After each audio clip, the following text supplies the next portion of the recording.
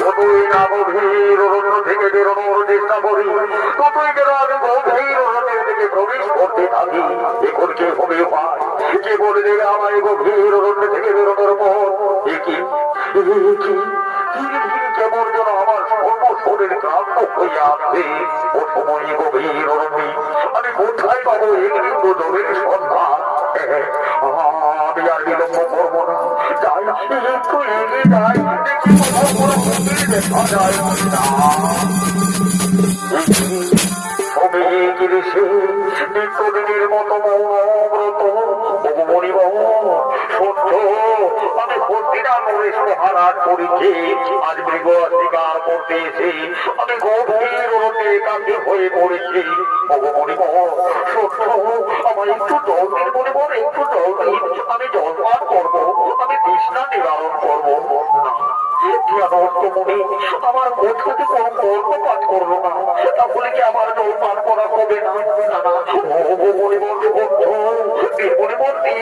একটু আমায় জল দিয়ে আমি জলপান করবো, আমি তৃষ্ণা নিবারণ করবো।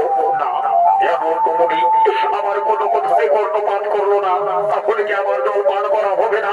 না না মুনি তোমার রাজ্যে বসবাস করো তুমি, আমার কথা শুনবে না। এর জন্য তোমায় দণ্ড শাস্তি পেতে হবে, এর জন্য তোমায় দণ্ড শাস্তি পেতে হবে।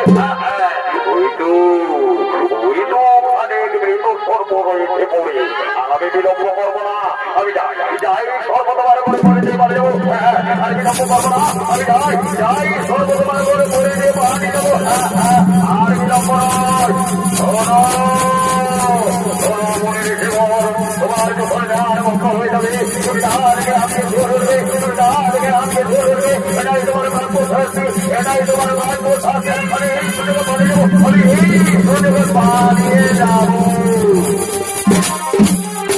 এদিকে রাজক পরীক্ষিত অহংকারের বসে শ্রমিক দেশের বলে মৃত ধরবে।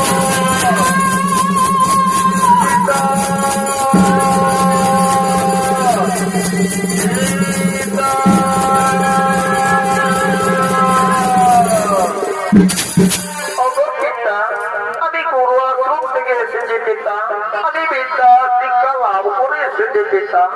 পিতা আমার প্রণাম নিও পিতা, আমার প্রণাম নিও।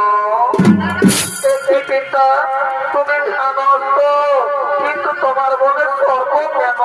তাহলে কি তোমার সর্পে দর্শন করলো?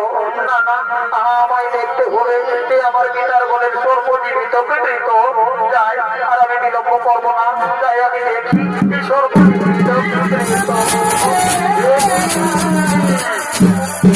মৃত সর্প, তাহলে এলো কি প্রকারে আমার পিতার বলে?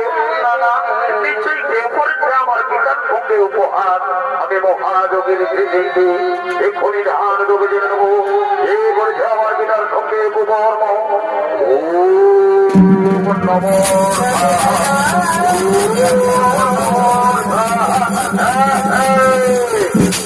বুঝতে পেরেছি অভিরাজন পরীক্ষিত সদল বলে সেদিনে শিকার করবার করে অভির অরণ্যে কামি হয়ে পড়েছিলে তুমি।